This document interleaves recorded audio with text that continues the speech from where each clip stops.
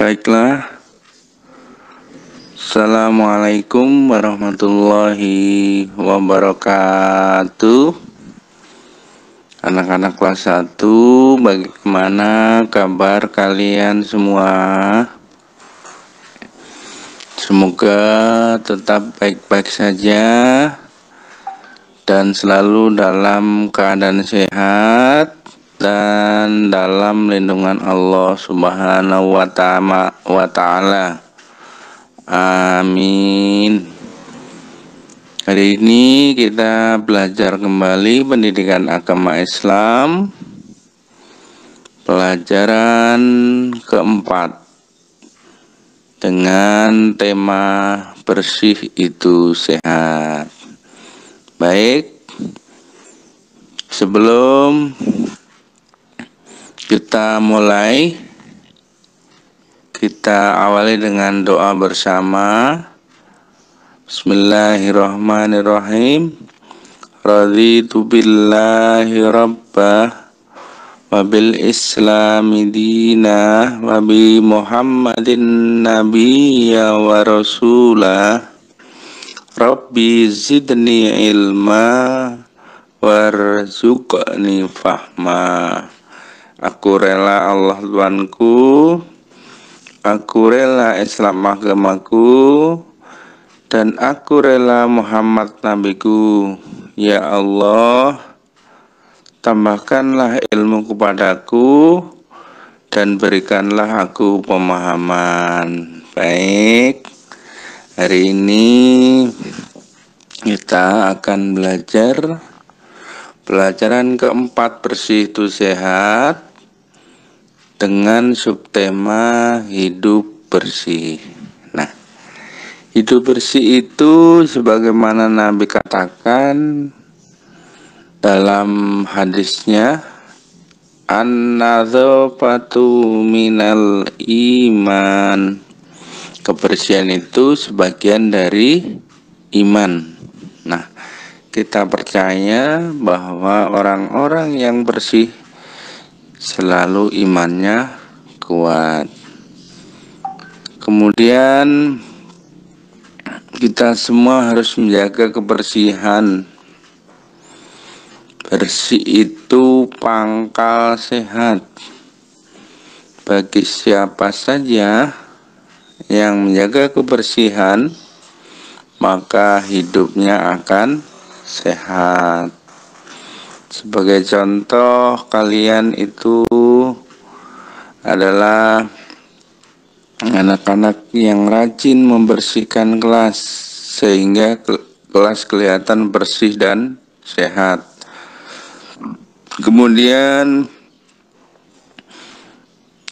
lihat gambar yang samping, itu gambar yang cukup bersih dan jelas karena mereka senantiasa menjaga kebersihan kelas. Kemudian bagi kita semua harus selalu menjaga kebersihan. Nah, nanti kita akan lanjut ke halaman berikutnya, bagaimana kita harus menjaga kebersihan, apa saja yang harus kita jaga kebersihannya, sehingga kita hidup dalam kebersihan.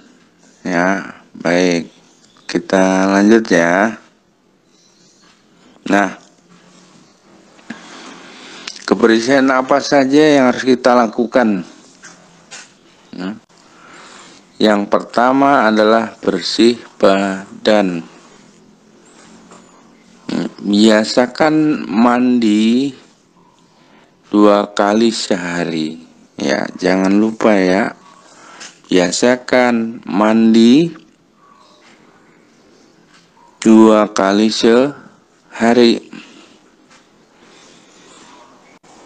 Kemudian jangan lupa dan selalu biasakan tangan harus bersih dengan cara mencuci tangan. Gunakan sabun. Ya. Kemudian menggosok gigi dengan benar. Menggosok gigi dengan benar. Jangan sampai gigi kita kotor sehingga nanti ada kuman-kuman di dalam mulut kita, di dalam gigi kita.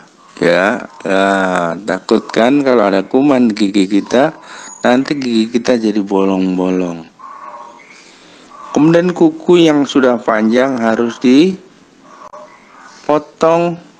dilihat. Jangan sampai kuku panjang dibiarkan saja. Kalau kuku panjang dibiarkan saja, ya, di situ nanti akan bersarang kuman-kuman. Bila kita memakan sesuatu melalui tangan kita, kemudian kuku kita panjang, maka secara langsung kuman itu masuk ke dalam perut kita. Dan kuman itu berkembang biak dan tumbuh di dalam perut, ya. Takut kan?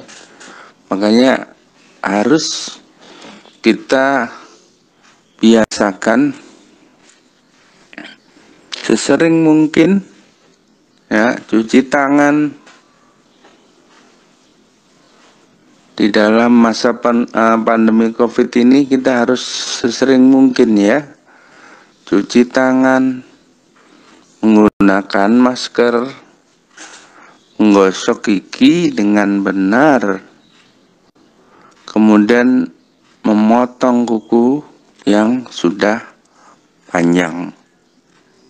Ya, ingat ya, mulai sekarang harus diperhatikan supaya kita sehat, kemudian dijauhkan dari penyakit. Nah, berikutnya yang kedua, pakaian harus bersih. Ya, pakaian yang kita gunakan ini harus selalu bersih, yaitu dengan pakaian kotor harus dicuci. Ya, jangan sampai pakaian yang kotor ditumpuk saja sehingga nanti itu menimbulkan bau, ya, karena bau keringat kita itu bisa menyebabkan nanti bau, kemudian berjamur dan bajunya akhirnya jadi kotor. Maka pakaian kita harus bersih dengan cara dicuci. Tuh, kalian bisa lihat gambar yang di samping, ya. Ada kakak adik sedang membantu orang tuanya mencuci baju. Ya, paham ya? Jadi jangan lupa setelah main kemudian baju kotor, maka segera ditaruh di tempat cuci untuk digabungkan dalam mesin cuci atau digosok, ya. Baik, kita lanjut. Nah, kebersihan apa saja yang harus kita lakukan? Yang ketiga, ya, yang ketiga, barang-barang harus rapi dan bersih. Tuh, ya, buku-buku harus disusun rapi, ya, buku pelajaran, buku Al-Quran. Kemudian kalau yang punya rak buku juga harus sering-sering dirapikan, dibersihkan supaya debu-debu tidak menempel. Nah, ini contohnya gambar sedang membersihkan rak buku yang ada di sekolah, ya, supaya kelihatan selalu bersih dan tidak ada debu-debu yang menempel di dalam buku maupun di rak. Karena kalau debu itu menempel di rak atau di buku, nanti kita pegang, maka secara tidak langsung kotoran itu ke tangan kita dan masuk ke badan kita, kotor juga akhirnya kan. Kemudian piring, sendok, dan garpu harus dicuci bersih, ya. Alat belajar harus bersih, buku, lemari, meja belajar, pulpen, penghapus, penggaris, buku, ya, lemari dan meja harus bersih, ya, ingat ya.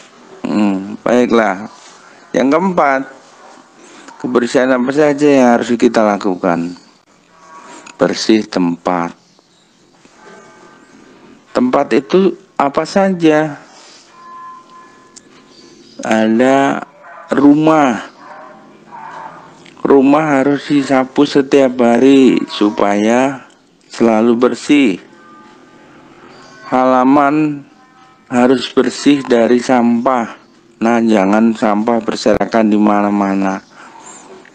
Kalau kalian tahu ada di depan rumah banyak sampah, ya, sampah di mana-mana harus kalian sapu dan bersihkan. Begitu juga bila mana ada di dalam rumah banyak sampah, banyak debu, kotor lantainya, kalian harus bantu orang tua untuk membersihkan. Kemudian tempat tidur juga harus rapi, harus bersih dan selalu dijaga kebersihannya.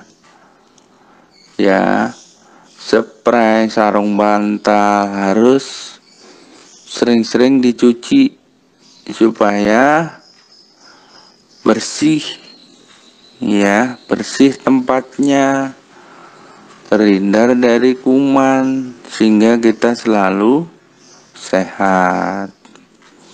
Kemudian tempat sholat, ya, tempat sholat juga harus senantiasa dijaga kebersihannya.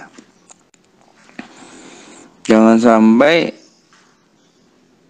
sajadah yang kita gunakan tidak pernah digulung, tidak pernah dicuci, ya, tidak pernah disapu, sehingga ada kotoran-kotoran yang menempel situ. Nah, baiklah, sebelum kita tutup pelajaran hari ini, sebelum kita akhiri tentang bersih itu sehat, tema hidup bersih, tugas kalian adalah tuliskan cerita dari gambar di samping, ya, tuliskan cerita dari gambar tersebut, singkat saja, jawablah di kolom, jawablah di komentar YouTube yang kalian saksikan ini, ya, jawab langsung di sini saja. Jadi mereka itu sedang melakukan apa? Ceritakan secara singkat saja, ya. Ceritakan secara singkat. Nah, mudah-mudahan kalian semua bisa mengerti dan memahamin bersih itu sehat, ya, bersih itu sehat. Nah, kita harus senantiasa melaksanakan hidup bersih di mana saja, di rumah, ya. Kemudian di sekolah nanti kalau pas mulai masuk sekolah, sehingga